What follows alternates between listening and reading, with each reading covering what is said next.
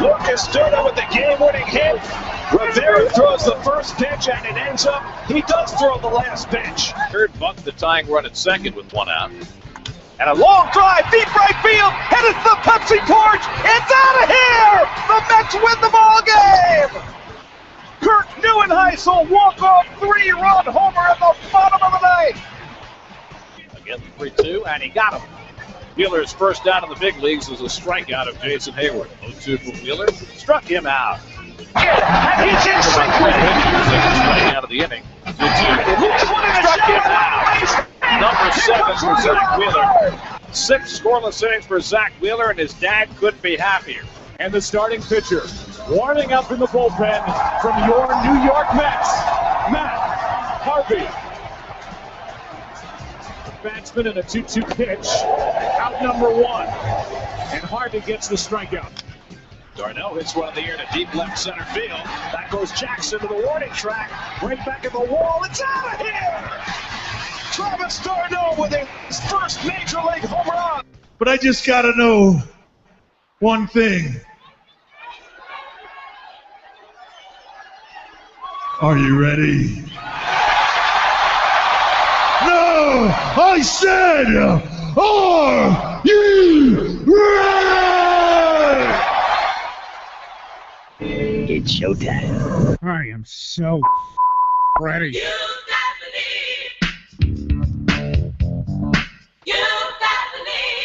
Evening, everybody. Pardon me.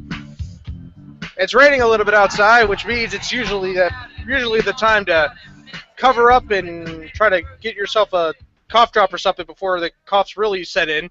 But regardless of fact, we are here. We are live for you tonight on this March 30th opening night. Technically, in America, in American baseball, we did have, of course, the 2 games over in Australia. That was about a week. That was a little less than a week ago.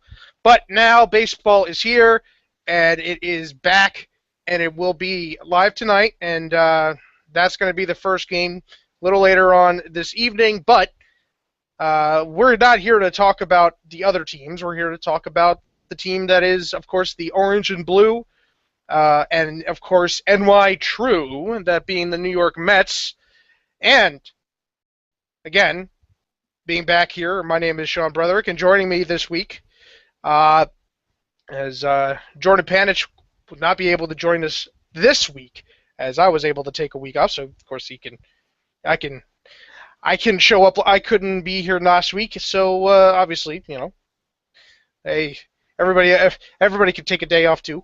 And joining me, as always, with Jordan Schwartz and myself, as I try to finally get to the point, is, of course, Mr.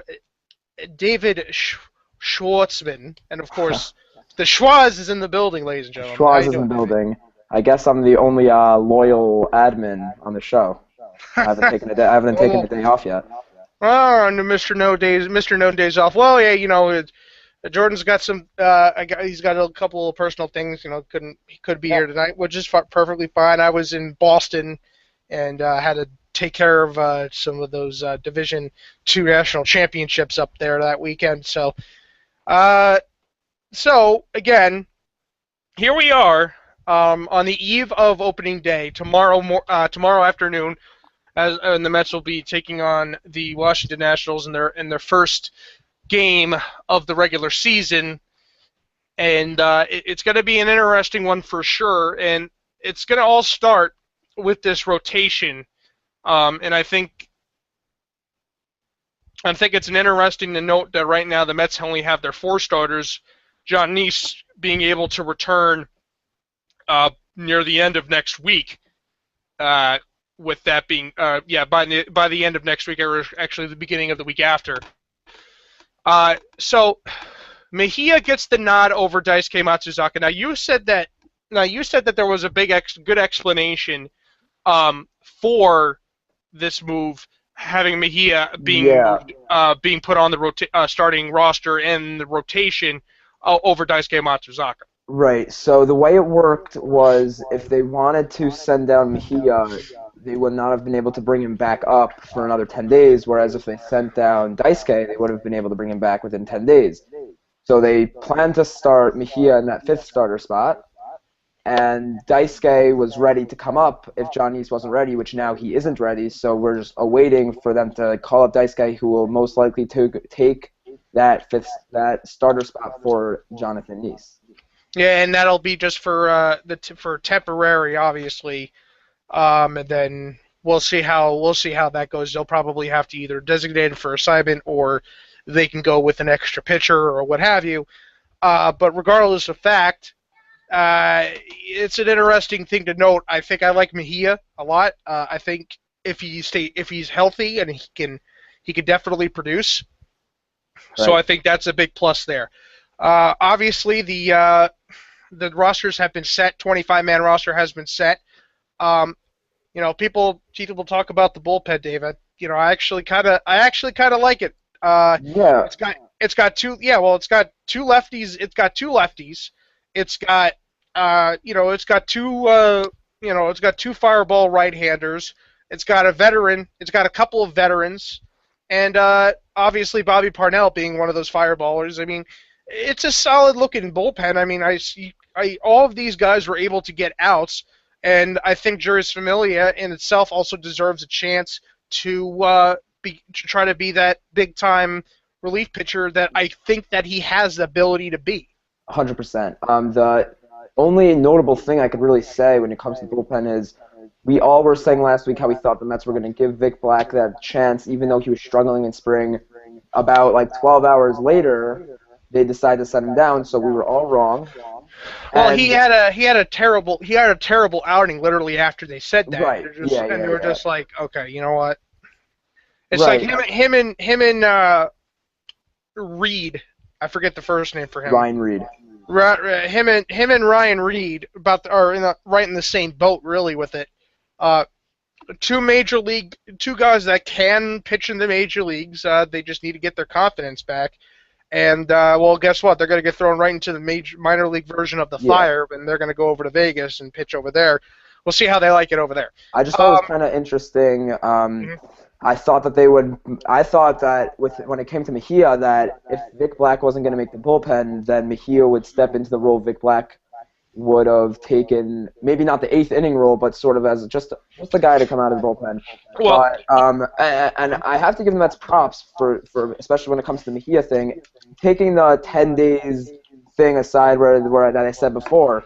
I always criticize Terry Collins and Sandy Alderson for usually taking the safer choice, especially when it comes to starting roles. Right. And they usually like to take the more cushiony type thing where they know that nothing can go wrong. And in this case, what wasn't going to go wrong was if they started Daisuke in the rotation.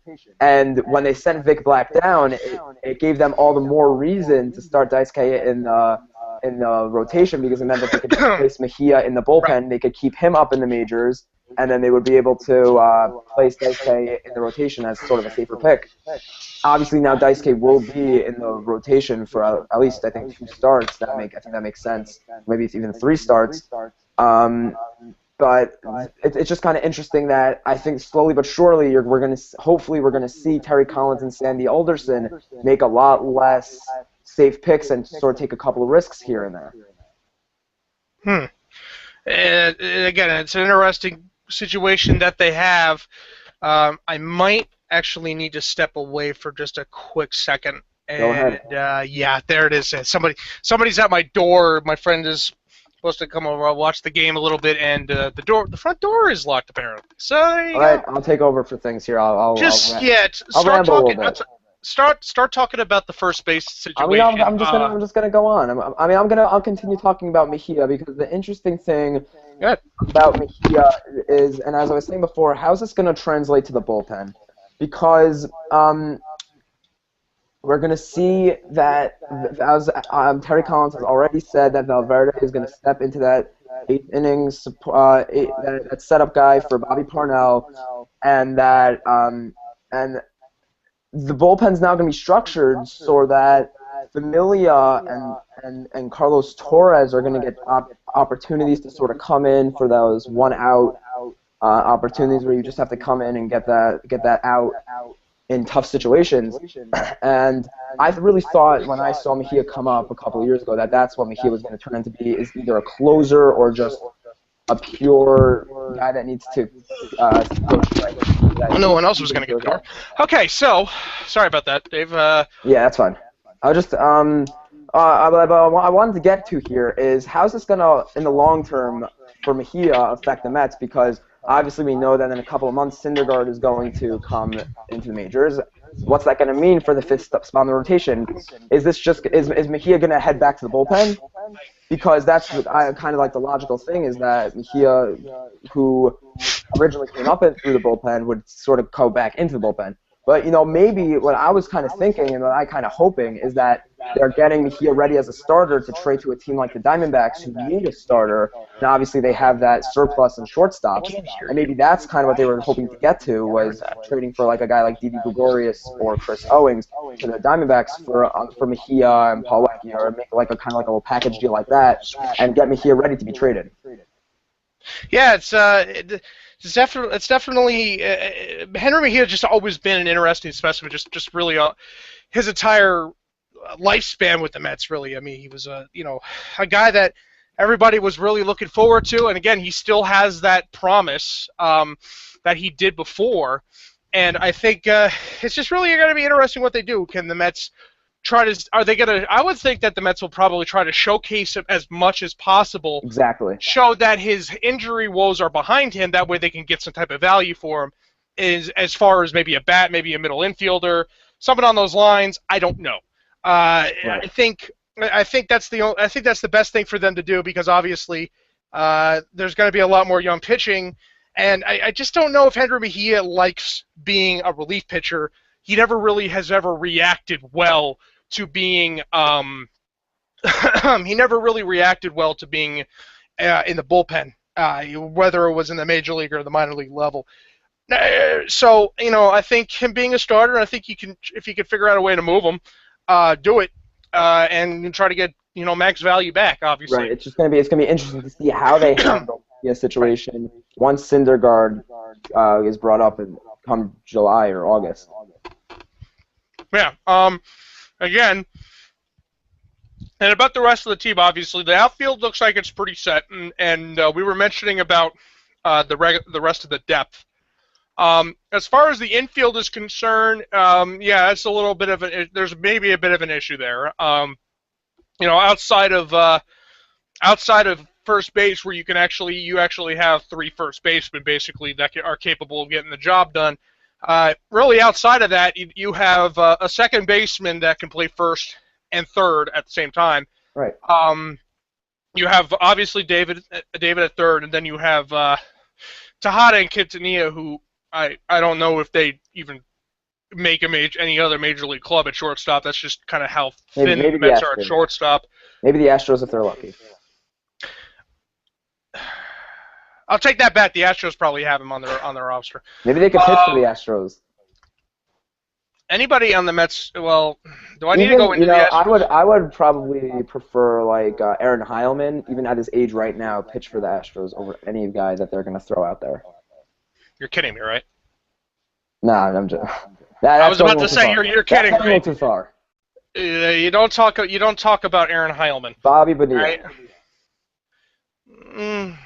The fact that he's still on the Mets payroll is just anyway. Well, you also talk about the Astros. They start their season exactly the same way that they ended it. They get to host the Yankees again. So basically, it goes in reverse. I don't know if they start tomorrow or Tuesday or whatever it is. But so that's an interesting one on the other side of the city. But again, the first baseman situation, because you have starters. You have your starters at third, short, and second base for the most part. I mean, obviously Eric Young Jr. can probably, go down and play second base too. That's going to be if worse comes to worse. Yes. No one can absolutely no one can perform at first base of the three, Sadden, Davis, and Duda. Then they're going to move Murphy over to first base and use, I guess, Eric Young Jr. at second base. But it doesn't sound like in any ideal situation they really want to use Eric Young at second. It's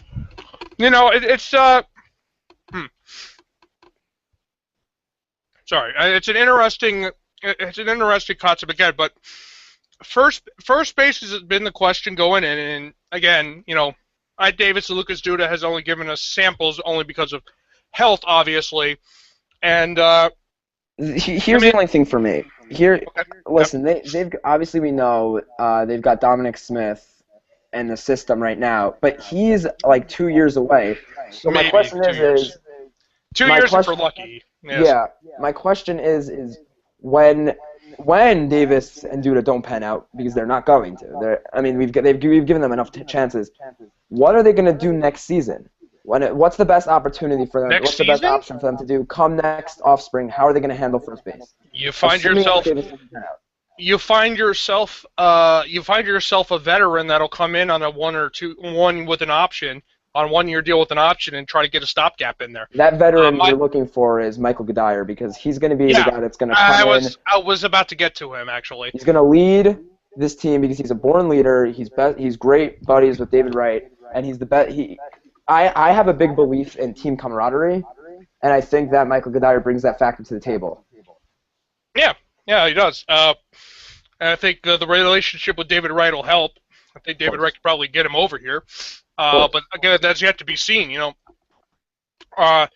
Josh Satin. He could play third, second, and first. He did play shortstop in college, by the way, if you were wondering. Interesting. Yeah, that's something very interesting. How do they have range? We'll get to shortstop. No, not too much range. We'll get to shortstop in a minute. Well, I just want to emphasize this first base thing again. Duda, it looks like he's just going to be the left-handed bat off the bench, whereas Andrew Brown and Josh Satin are the two right-handed bats off the bench, which both guys, Satin will get you a really good at bat. Brown, he can get you. Brown is an extra base double homer guy when he gets good contact and when he has a good at bat.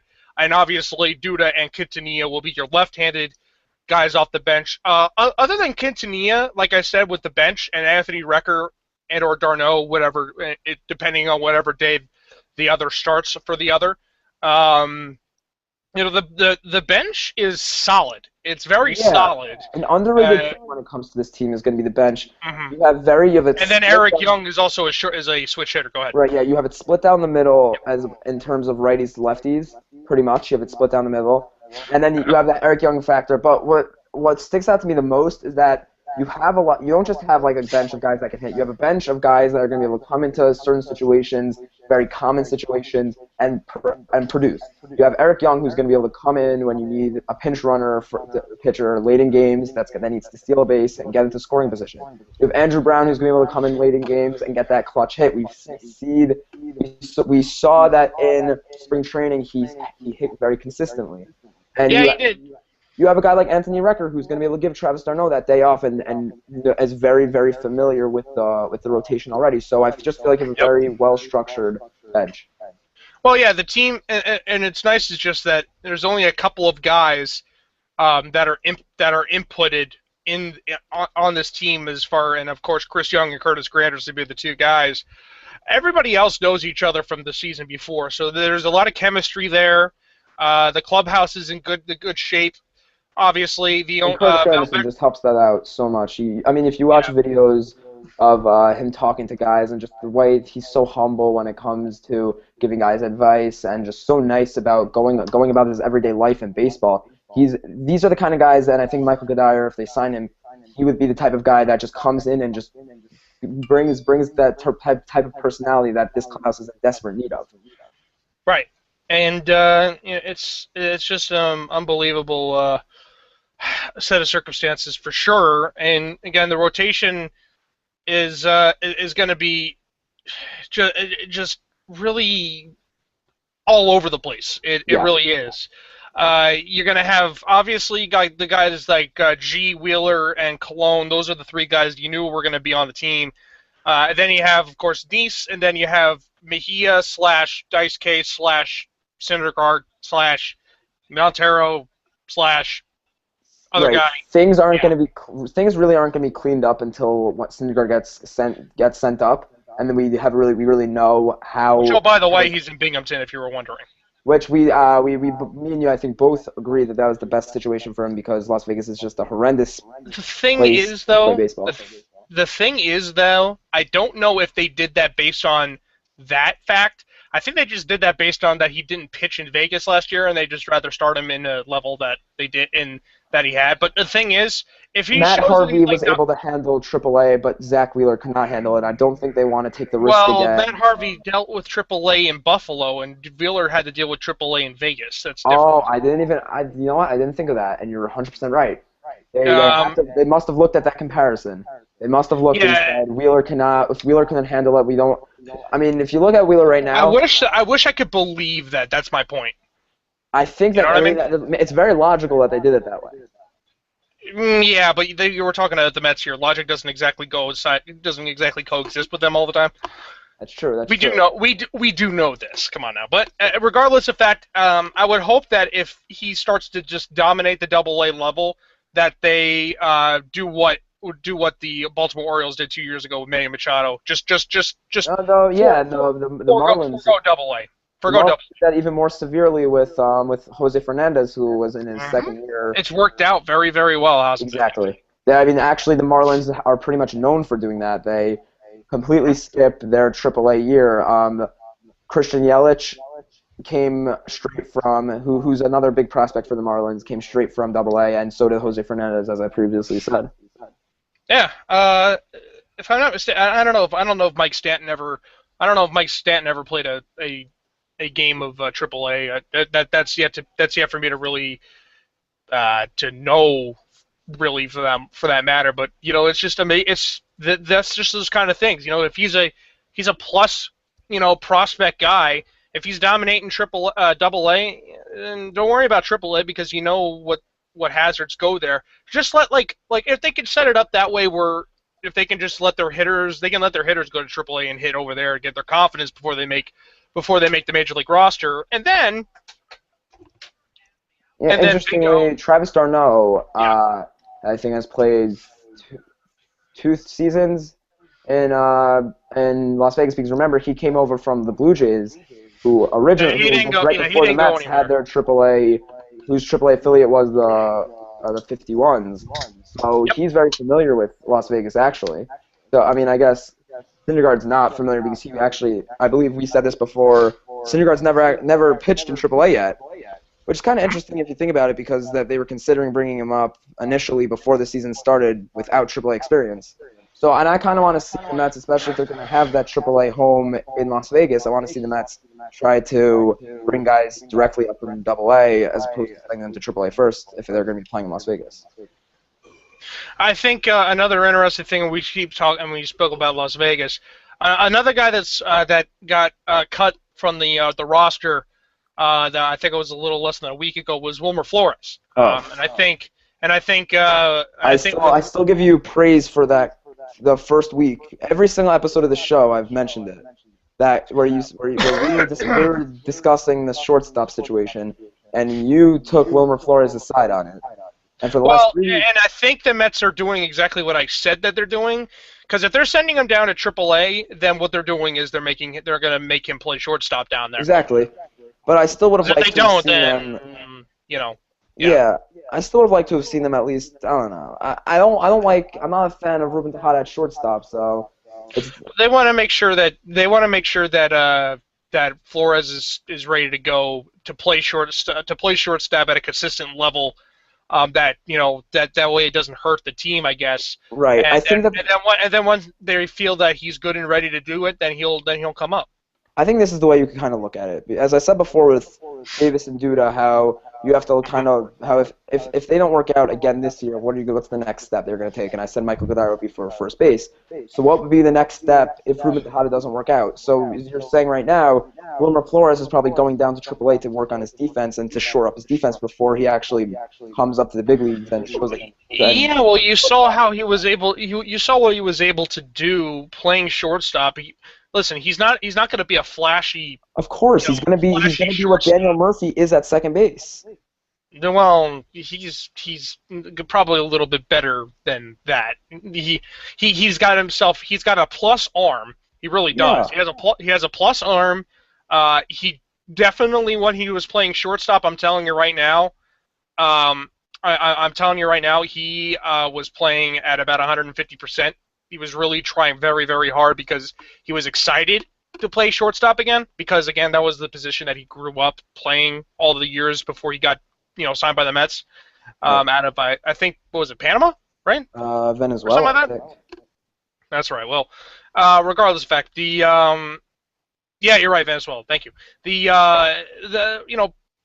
Besides the fact, it's just you gotta, like I said in the first episode, the Mets have plenty of defense elsewhere. Yeah, I get up the middle. They're not gonna have, the best at that. Okay, I get that, but you know what?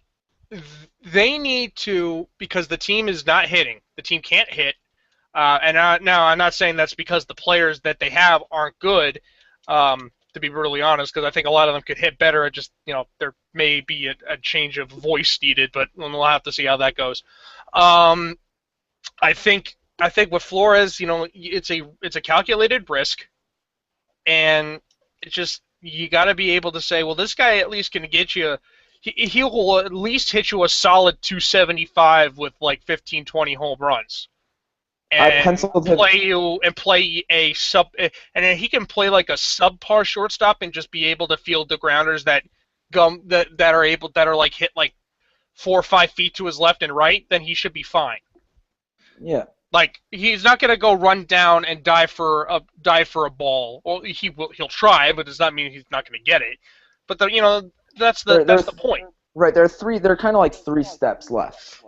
Mm-hmm. They're gonna let Ruben Tejada start the season out, and they're gonna give Wilmer Flores some time to work on his fielding.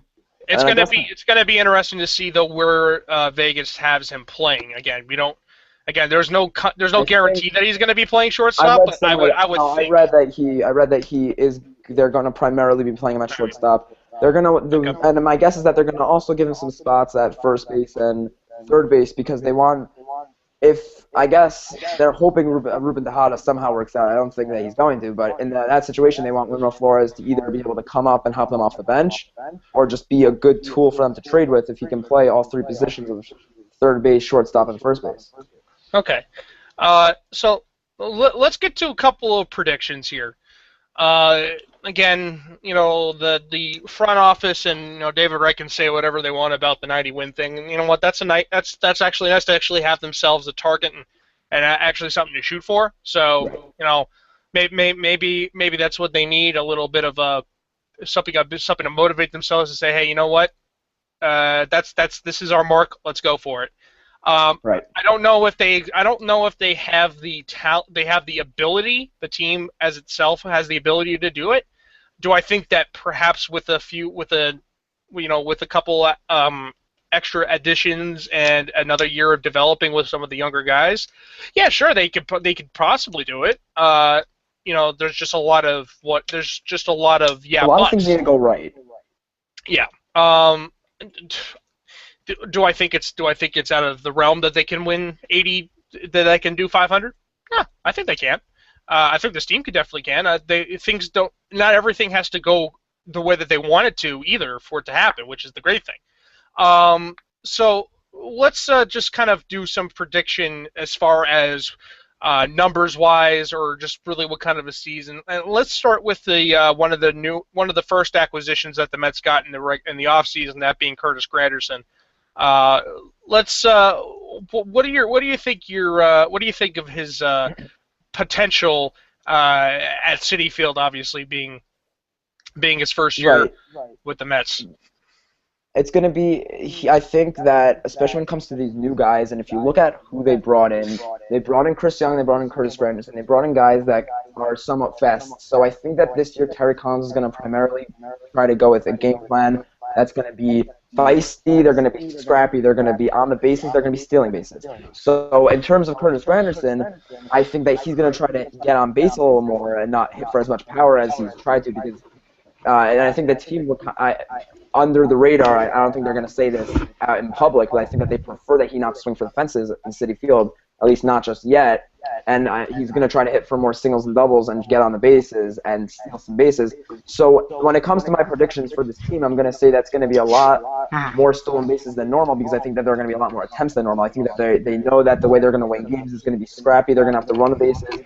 Curtis Granderson, I could see stealing from anywhere from 20 to 30 stolen bases this year, and I think that most players on this team, like David Wright and Murphy, who we'll get to later, I think they'll also steal somewhere from 20 to 30 bases. But Granderson's going to hit probably somewhere between 15 to 20 home runs. I don't think he's going to do as well as obviously he's not going to do as well as he did in Yankee Stadium, because I don't think the team Sandy Alderson and the front office can say whatever they want, but I don't think they really want or expect him to hit home runs like he did in Yankee Stadium, because even though we saw these charts that say that Granderson hit the home runs that he hit in Yankee Stadium last year all would have been out in Citi Field, there's still sort of like a factor to he gets up to the plate and he sees that's much further out, and then I guess that kind of scares him a little bit. And I don't want what happened to Jason Bay to happen to Curtis Granderson, where you're scared out of your skin to swing and you can't make contact anymore. So I think that they're going to try to turn him more into an average guy. I don't know how that would work, because he's a strikeout guy, but I think that the overall theme to this year is going to be getting on base and stealing bases. Curtis Granderson's best statistical year, if you want to really look at it, where if you want to talk about contact, he batted 280. Okay. He batted 280, 66 RBIs, and 22 homers. But the year after that, it was his final year in Detroit. Okay. Right. And this is why I understand your thinking on this, but I disagree in the sense that I don't think. Don't teach. What's the word I'm looking for? Would you ever? Here we go. Would you ever? I'm trying to phrase this correctly. All right, here we go. Mike Piazza shows up to camp, okay, right? Yeah. And he was a prolific power hitter, always has, always will be, right? Right. Would you ever tell him, because his entire career was about power, hitting for power, would you ever tell Mike Piazza, because of Citi Field, to change up how he plays?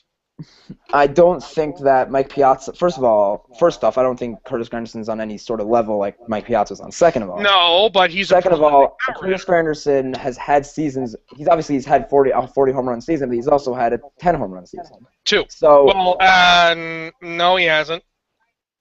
I'm looking at his stats right now. His lowest amount in a full season was 19 in 2005.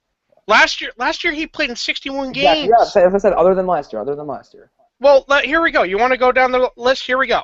Here's his Yankees numbers as far as home runs. 43, 41, 24. Okay. But then his final year in Detroit, I was getting to this, he had 30 home runs, where half of his season he was playing at that pitcher's ballpark, America. Okay? So it's going to be interesting. I still think that they're going to go with the approach. He can hit it. I still think they're going to go with the approach to get stolen bases. I just don't know what I don't know what the front office expects from him in terms of home runs. Just as long as they, remember the 1 year Curtis Granderson hit 43 homers, he also struck out 195 times and had a 232 average. Anyone who's listening out there, do not get annoyed when he strikes out. He's going to strike out. They knew this when they signed him. He is going to strike out probably as much, if not more, than Jason Bay did. But he's actually going to be producing along with that. Yeah, he's going to produce it. That's all he is. He's a power hitter. Yeah. That's really it. Like, again, let me go over these numbers one more time with you. Okay? 195, 169, 116, 141, 111, 141, 174. Those are all of his full season strikeout numbers from 2012 dating back to 2006, which was his first full season in the major leagues. Which, again, I said this last week. He strikes out a ton. We know this. I said this last week. I'm really not that comfortable with him in that cleanup spot. I don't know who else would be in it. I guess you would have to. I hate to say this, but you'd have to put like Davis in that cleanup spot. But I really hate to see a guy that's going to strike out 100 times in the season in that cleanup spot. I'd like him to move a little further down in the lineup, maybe to like a 6 or 7, where he can kind of be comfortable and make it his own spot in the lineup, like he had for the Yankees. He was, I think, the 6th or the 7th in the lineup, and that's the reason I think he flourished, was because he said, okay, I'm lower in the lineup. They don't really have to expect much out of me, but I'm going to go out there and I'm going to produce more than a normal 6 or 7 guy in a lineup is going to produce.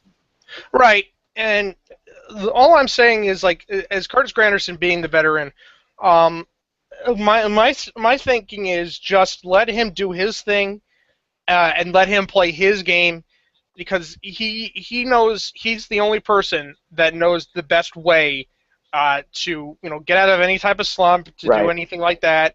Just let him be him. And be patient. And fans, you need to be patient with Curtis Granderson. He's what's nice about Granderson, and I'll add this too, Dave, just to add on to that right there. The Met fans actually had the luxury of actually seeing Granderson play for the Yankees for 3-4 years, so they know what he's about. Yeah. Like other guys, like prospects and other guys that come in from other places. Listen, most fans don't look in depth at guys like maybe some of us do. So the first thing that they think is, well, this guy's supposed to be this good guy. Why is he striking out all the time? Right. You shouldn't be doing that. Blah blah blah blah blah. Well, then you see Granderson. You see Granderson all the time because he, local TV. You can watch the Yankees on the other end of it. You see what he's able to do. So I think in that sense, the patience will be there. Right. But let's move forward here, because we got a couple more players to go, and then we try to wrap this thing up. Let's stay with the outfield, and again, we'll just kind of go with the rest of the outfielders. We'll go with Juan Lagares first, and then Chris Young, and let's get our opinions in there, and we'll move forward. Okay, so you start with Lagares. I'm going to go with Lagares. I'm going to say he's going to bat 249, 10 home runs, like about 40 to 45 RBIs, and as I said, I think this team is going to be structured around getting on base and stealing bases, so I'm going to go with 30 stolen bases. I know he has the potential to steal a lot of bases, so I'm going to go with that high number of 30. Again, I think that the Mets have the potential, and I think that they should be leading the league in stolen bases this season. So I'm going to go with the high number of 30 stolen bases, and they're going to try to get into scoring position, especially. They're going to structure that lineup so Lagares is in scoring position for a guy like David Wright or Curtis Granderson. I think that in the future, Lagares will be the leadoff hitter, because I think that that's kind of what it is. He's a speedy guy that can get on base, hopefully. I think he's performed better than most people thought he would in the spring. He's batting 293 over there, and he batted 293 in the spring, so I'm hoping that he can carry that over into the big leagues and can prove to people that, along with his, obviously we know, along with his outstanding caliber glove, that he can also hit. No, Juan Lagares, as far as base stealing is concerned, I think he could definitely do it. I think 15 to 20 might be a little bit of a better number for me. I like him batting about 270, and I think I have him hitting about 5 to 10 home runs. Okay, I just think that all around the stolen base attempts are going to be higher. That's why. And the home run numbers are going to be low for Lagares. Listen, he will eventually figure out the power game. Right. No worries about that. He hit 4 in the spring. He hit 4 home runs in the spring, so don't forget that. Did he? Oh no! Hold on. Did not quote me on that. I was looking at the wrong stat. Hold on. He did not hit 4 home runs in the. That was probably last year. Yeah, it was. Yeah, he didn't hit. He didn't. Right. He did not hit. Yeah. So again, I think he'll improve on his average that he had. I think that he'll hit like 5 to 10. And I think his RBIs will probably be in the 50-55 range. Right. Yes, Again, those numbers are low. I just don't think that he's going to have the opportunities to drive guys in. That's the only reason I'm saying about 45. If he has I just think that he's going to be a better hitter than most people think, and that's not just because I'm a biased Mets believer. I just think that he's going to turn into a guy like Carlos Gomez, who obviously has the outstanding glove, but on top of that is going to be able to hit. Yeah, and again, I think Juan Lagares is just going to keep improving. Again, he's going to hopefully be able to start every day, and I think that batting average is going to be good. Again, I think 15 stolen bases is a good round number for him. I think that Juan Lagares you're going to see is a guy that's going to be more known for his glove. His offensive numbers are never going to be great. I disagree. Again, I think that at some point he's going to come around to the bat. I really like every time when I'm looking at spring training. He gets confident. Anybody's going to be good. Anybody's going to come around with the bat. Yeah. But every time I look at spring training stats, every day I look at the box scores. I always see Lagares has 1 or 2 hits, and I don't know why. Everybody keeps knocking his batting skills, but I think that he's going to turn into a 280 type hitter. That's going to be a very consistent hitter once he gets more adapt to recognizing pitches in and out of the strike zone. Yeah, exactly. And moving on to the other side of it, Chris Young, obviously signing into a 1-year contract. He was another one of the guys in spring training who batted very good. He had a home run. He had 3 stolen bases. He only struck out 10 times in his 58 at-bats, which is a nice step up. He also drew 5 walks and batted 310, which was nice. So again, we've seen it. Hang on. Again, we've seen it that Chris Young, he hit 32 home runs at one point before. I don't know if he's going to be able to do that then, but I will give you this. This will be the numbers for me. 20 to 25, 70 to 80 with a 265 batting average, give her around there.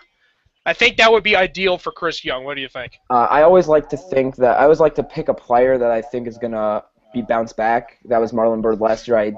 I'm not going to say you can ask anybody. I said it before the season that Marlon Byrd was going to bounce back last year. I'm usually right in my picks, the bounce back player of the year.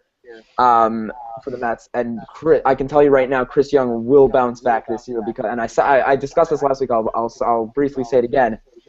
What happened is he was in Arizona. He had a great year. He had a bad year the next year. I think he had some injuries that year, and then he was traded off to the A's, where he was forced into a role where he was coming off the bench, and he never, after that one bad year that he never had another opportunity to start. This is his fresh start to start again. We see that in the spring. He knew he was most likely going to be starting for the Mets. So what did he do? He performed at an outstanding level. He's going to do that again this year. He's going to come in. He's going to be able to put up the same stats, I think, similar to what Marlon Byrd did last year, which is going to mean that as a whole the team's going to be performing better. I think that Chris Young is pretty much kind of the key to this team, because Curtis Granderson will probably also put up the same stats as Marlon Byrd did last year, and meaning that if Chris Young and Curtis Granderson can put up similar stats, then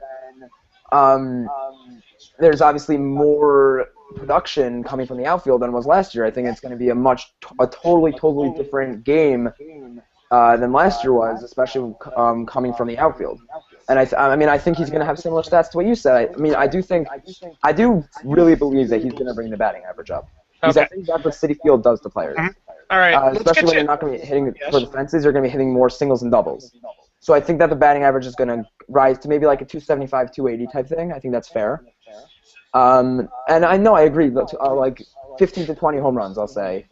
With I want to say 70 RBIs, because I think in the end he's going to get more time in the 5th or 6th spot than he will lead off, which I think he will lead off tomorrow at opening day. So again, let's get to a couple players that everybody is really waiting to see how they're going to do, as far as as their season is concerned. Going with it, let's start with the catcher. Let's start with Travis d'Arnaud. d'Arnaud, again, regular season, okay.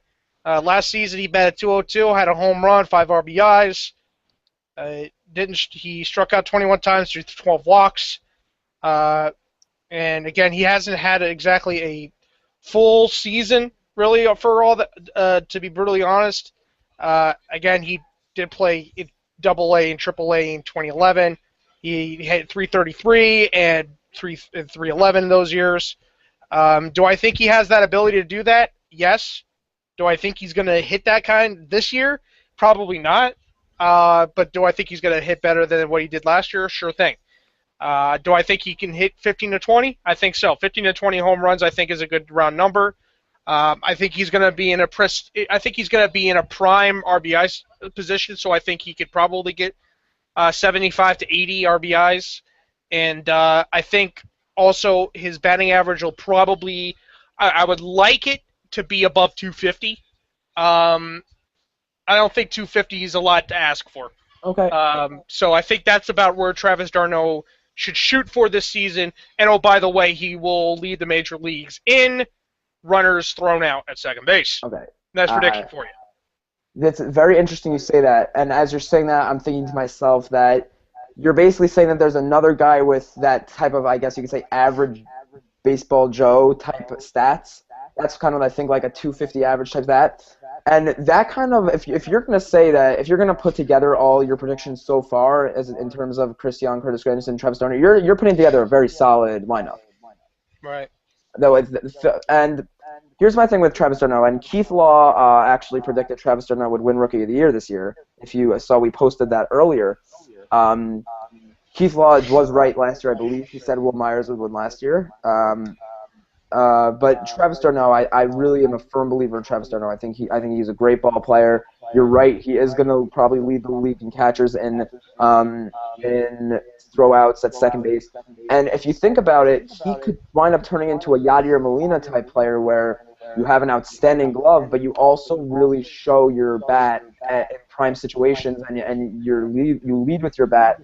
And I think that Travis d'Arnaud, I think he's gonna hit probably like somewhere between, I want to say like 10 to 20 home runs, because I just don't know yet what his power is going to translate to in Citi Field. We didn't really get to a big taste of it last year. So we're going to see this year. But I agree with you in similar spots. I mean, I want to say he can hit somewhere between 260 and 270, but I think you're being more realistic when you say that it's going to be somewhere around 250. I think that's a little more realistic. But if this club wants to win that 90, get over that 90-win plateau, then he's going to have to hit somewhere around 270, and I think he's capable of doing that, especially with the status that he has as a prospect. And again, as we're talking about this, I'm going opening day tomorrow. I'm so freaking excited for tomorrow. I'm just excited to see Travis d'Arnaud, Curtis Granderson's debut. They're gonna do a tribute to Ralph Kiner, which I'm absolutely psyched for, and it's just gonna be a great day tomorrow. Yeah, and again, continuing on here, the another player that we're hoping to get some information out on, and we're not going to go with like Davis because there's just so much unpredictability. There's really no way to say it. There's really no way to go with that. But I'm going to go with Zack Wheeler. Okay. Zack Wheeler, again, looking at his numbers, and this is based on all the regular season stuff that he has done. His ERA has never been low. So listen, he's a fastball pitcher. He gets a ton of strikeouts. Okay. Can I tell you who he's going to wind up being like? I'm known for my player comparisons. Zack Wheeler is going to be like Steven Strasburg, because Steven Strasburg pitches to the strikeout. Remember that first game that he pitched where he had 14 strikeouts in his major league debut? Steven Strasburg? Wheeler is going to turn into that type player that they're going to need the bullpen for. He's going to pitch about 5 to 6 innings a game. He's going to light up the radar gun, and he's going to get strikeouts. But I'm a little worried about that, because obviously with Steven Strasburg that led to Tommy John, and you see it a lot with strikeout pitchers that leads to Tommy John surgery. So I'm hoping that he doesn't go in that direction. I'm hoping he goes more in a direction with like a 2.50 ERA. I think that's fair this year. Obviously, I think this year he's probably going to get somewhere between 200 and 220 strikeouts. I think that's pretty fair. But the interesting thing is, and I pointed this out to everyone who said that Harvey is going to be way better than Wheeler will ever be, I disagree with them, because if you actually look at it, Wheeler had a better rookie season than Matt Harvey did. He had better statistics in his rookie season, so there's no reason for me to believe that Wheeler. And I'm going to pull this up right now. Because we know that Zach Wheeler didn't have a great spring training this year. I mean, he had an okay one. It wasn't amazing by any stretch of the imagination. So I'm interested to see what Matt Harvey's statistics were like last spring, because I want to say that Zach Wheeler this year can come in and can put up. I can't say that he's going to put up numbers like Matt Harvey did, because that's just unfair. But I want to think that because he's kind of in the same direction. He's kind of in the exact same position. As I said, I said that they shouldn't. But even though you and Jordan both thought that he should be starting opening day, I said they shouldn't, because they have to give him the exact same road that they gave Matt Harvey. So as I pull up, you can go with your Zach Wheeler thoughts. I want to pull up what Matt Harvey did last spring now. Okay, and again, I think Wheeler's numbers. He had 84 strikeouts in the major league level in 100 innings. Had a 3.4 ERA in those numbers. Do I think he might have himself something similar to that? I think maybe like mid to low threes in that sense. I would like to see him get about 14 wins, if that wouldn't be that bad. I gave him, what did I say? I said I would like 120 innings. I said like 16-4. I think that's fair. And I have 120 innings in that sense. So they're going to probably shut him down early anyway. We know. I mean, they've said that. They've came out and said that. So I have no reason to believe that he's going to go that far anyway. Okay, now let's get. Here's what we'll do here. I'll ask you here. I'll ask you. You're gonna give me a player, and you give me any player on this Mets team, and you give me your prediction on how they will be this season. Fine. Pick any player you want. I'm gonna go with Daniel Murphy, who is probably, I think, is the most underrated, at least second baseman in the league. I'm gonna give him 278 batting average, 7 home runs, 50 RBIs, and again, I'm going to go with the trend of a lot of stolen bases. I'm going to give him 23. That's exactly the amount he had last year, so I'm not even giving him more than he is capable of. I'm just saying he's going to replicate what he did last year along with the rest of this Met team stealing bases this year. Definitely definitely an interesting thing. And to close, I will go with my prediction of Mr. Bartolo Colon. Okay. I think Bartolo Colon last year, he won 18 games in the American League. I think that says a lot. He had a 2.65 ERA. He went 18-6. And listen, Oakland's a team that they get their runs, but listen, Bartolo Colon's the guy that gets his innings. He's been healthy the past 3 seasons. He's gotten over 150 innings pitched every season. For the last 3 seasons, and I think that he's 18. He won 18-6. I wouldn't mind seeing him getting maybe trying to get around 15-16. I would love. How great would it be if Bartolo Colon could get 200 innings pitched for the first time since 2000, for the first time since 2005 with the Angels. That would just be a fantastic thing. I don't know if he's going to be able to get to that, but in the 190s would be fantastic, and it's going to be good. So, Dave, just a quick thing I'll ask you, since you're going tomorrow, hopefully, weather pending, obviously. What are you hoping to see tomorrow? Tomorrow, I'm hoping to see. I don't want to see Steven Strasburg lighting us up. I want to see playing solid baseball, playing the game the right way. I want to see Curtis Granderson not striking out at everything Strasburg throws at him. I mean, I'm hoping Dylan G can show why he was chosen for opening day. I think that's the main thing. I'm hoping I can see the game. Of course, I'm going with my buddy Iran. A shout out to Iran, who I think is listening right now. I'm hoping that I can watch the game and I don't have to get rained out. As just my luck that my first opening day I'm ever going to get rained out. So, yeah. Yeah, I was at the opening day 2 years ago. That was an interesting. Mets Braves 2000 and Johan Santana. David Wright with winning RBI. Yeah, the 1-0 victory. Yes. So there you go. Listen, opening day is one of the best days of the year, and it's gonna be a lot of fun. And hopefully all the Met fans out there will enjoy it tomorrow. As the Mets, of course, at 1:10 will start up against Strasburg and those Nationals. It'll be an interesting afternoon at Citi Field. And again, we hope that you all enjoyed this episode of We Believe. This is the 4th episode. Next week, everybody, hopefully we'll be back and we'll be at full strength. Hopefully, and we'll have our first reaction to the first week of games for the Mets. So, Davey, again, great stuff as always. You too, Thanks for Sean. coming and being on with me and everybody else. Thank you, everybody, for watching and listening, and we'll see you next time. And remember, keep calm, go Mets, and you always got to believe. Take care.